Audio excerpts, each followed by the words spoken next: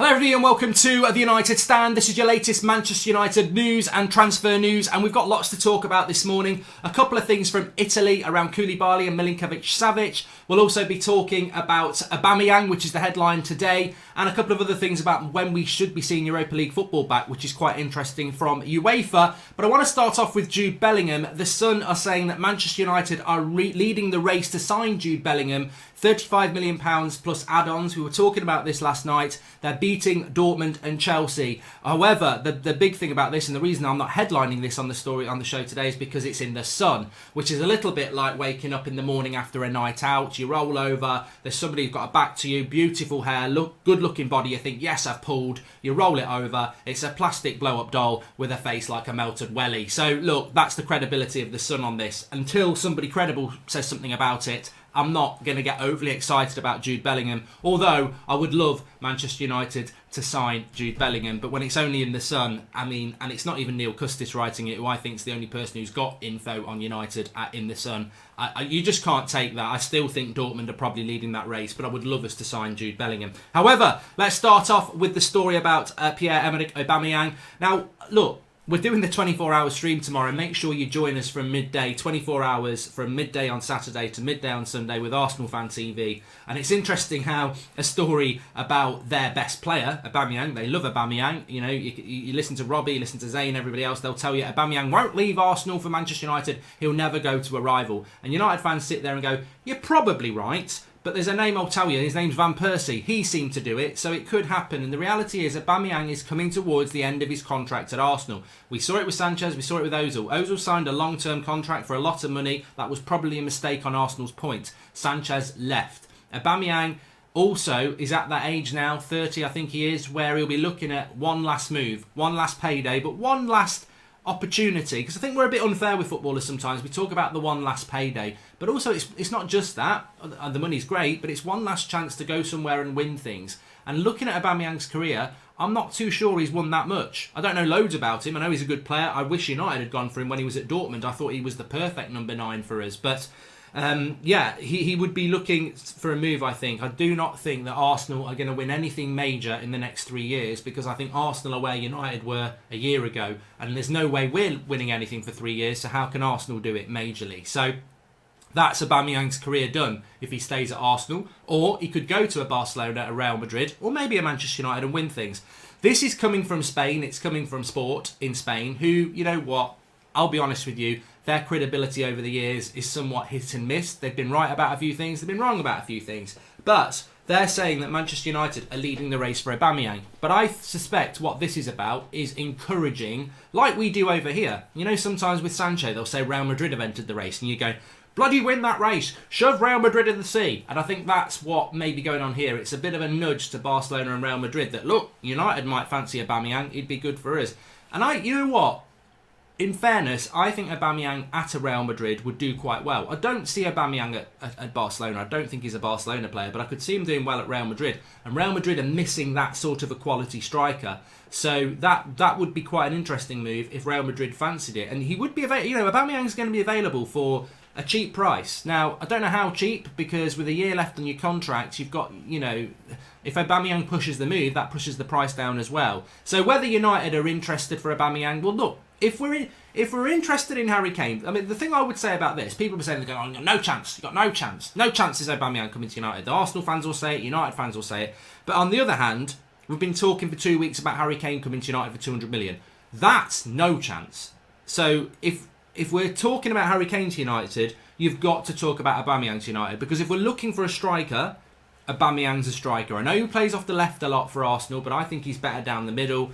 I think United would be interested in Aubameyang because it ticks the boxes. Premier League proven, lots of goals in him, reasonable price and quality. The only thing is his age. But to be honest with you, does Aubameyang look like a player that's on the decline? Does he look like he's going to be a bad player in 3 years? I don't think he does. And we're considering a Garlo who is older.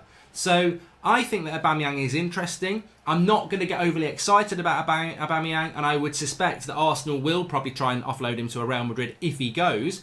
But Manchester United hovering around that deal makes things interesting. And we already know Arsenal have got problems financially, and they may have to sell to buy. Now, they're not going to want to sell Aubameyang, but if he forces a move, what would Manchester United get out of Aubameyang? You're going to get a striker. I said at the start of the season, Martial will outscore Aubameyang. That was very, very optimistic. And as soon as Martial got injured, it didn't happen. Martial's goals to game ratio is very, very good.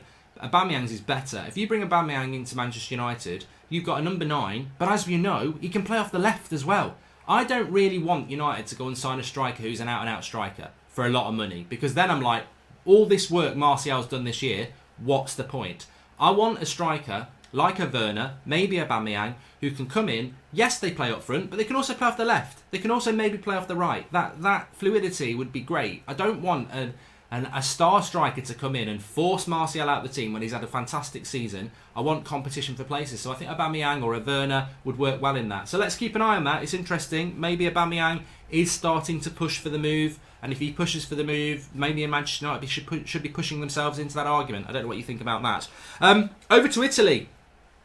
2 stories coming here. We'll start off about Koulibaly, because I know a lot of you like Koulibaly, and I've got to give a shout out. I read this yesterday from a United fan, and it was on Twitter, and I wish I remember their name, because you just scan through stuff and they were spot on.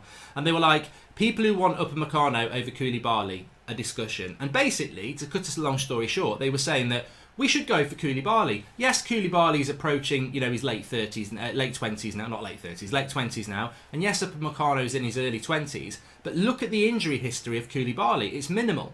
Look at the injury history of Upamecano. He's had loads of problems, like especially with his knee, I think. So, yeah, you're going to get a player that's potentially very good, and he's 5-6 years younger than Koulibaly. But Koulibaly's ready now. He's top quality. He's one of the best centre-backs in the world. Upamecano has got a worse injury record than Eric Bailly had before we signed him. And that was a mistake. So I think that's a very, very good point. I like Upamecano. I've got him on my FIFA career mode. Join me today later. But I think Koulibaly would be interesting. And the interesting thing about Koulibaly is United are continually being linked to him.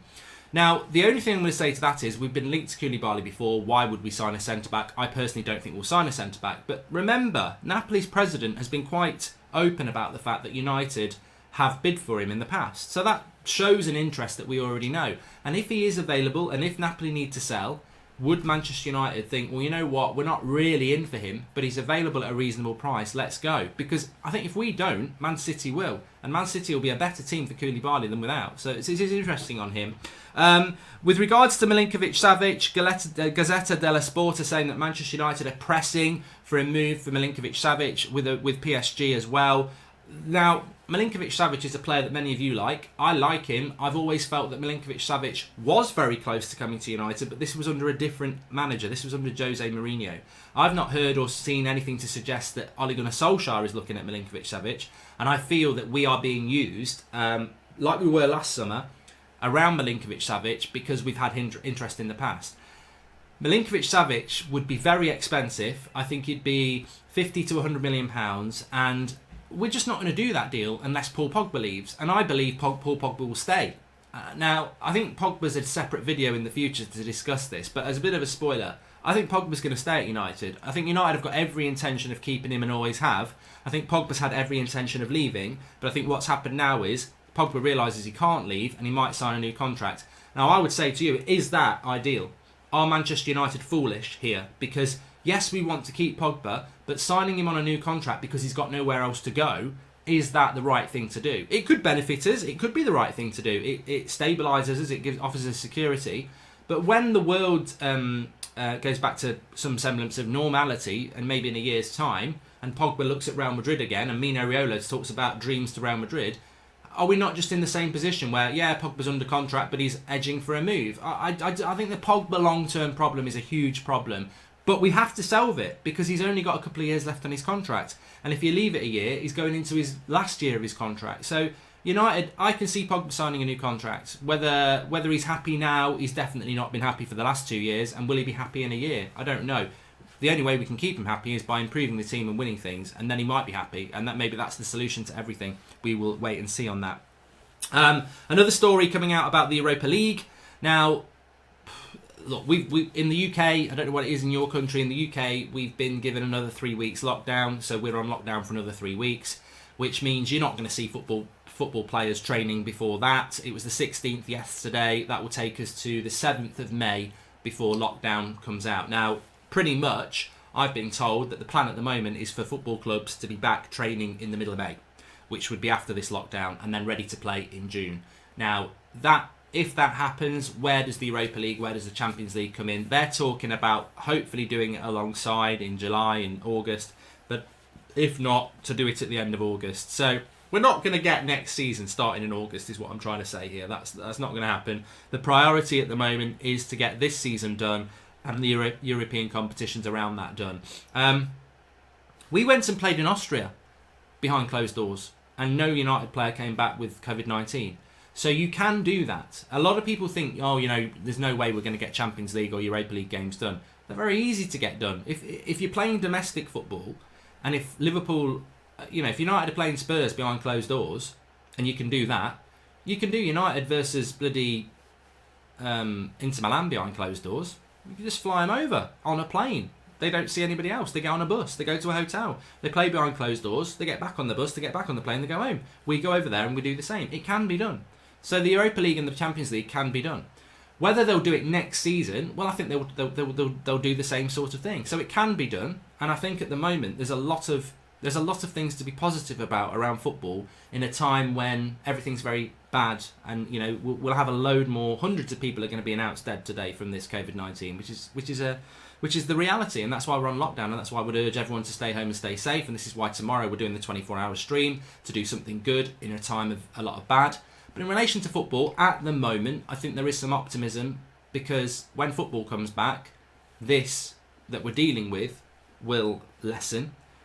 So I look at football in an optimistic way, and I've had people say to me, "Oh, what are you talking about football for at this time?" And I'm like, well, I want football back. I love football. It's my favourite, hobby, or whatever you want to call it. It's my passion. That's the thing. But also, when football's back, this is gone. Not completely gone, but the lockdown's gone. We're on top of it. So I look at football at the moment, and that's my positive light for this. So I think that middle of May, players will be back training. June, we'll see football behind closed doors, and maybe we'll get the Europa League done as well. And next season, maybe that will start in September. I don't know. But next season's a problem for another day. I think we've just got to get this season done at the moment. But look, what do you think on Bellingham? Do you think that's anything to write home about from the Sun? Or is it just a blow-up doll? What do you think about Aubameyang to Manchester United? I don't think we're going to sign Aubameyang, but I think it's more realistic than Harry Kane. And a lot of people are spending a lot of time talking about Harry Kane, which I think is just ridiculous. So I think Aubameyang is more likely than Harry Kane. I think there's no chance of Harry Kane. I think there's some chance of Aubameyang. I think Werner's the best chance, but I think Liverpool will be hard to beat for that. And Koulibaly over Upamecano, Milinkovic-Savic, get your thoughts, smash a like on the video, and remember we've got a very, very, very, very, very, very, very good interview coming up at 1 o'clock. It's Laura Woods from Sky Sports, not Natalie, Laura Woods from Sky Sports and Talk Sport, interview with Flex. That's going up at 1 o'clock, so make sure you're ready for that. And then 8 o'clock tonight, and then tomorrow it's the 24-hour stream. So lots on the United stand for you. Smash a like, make sure you're subscribed, and we'll speak to you soon.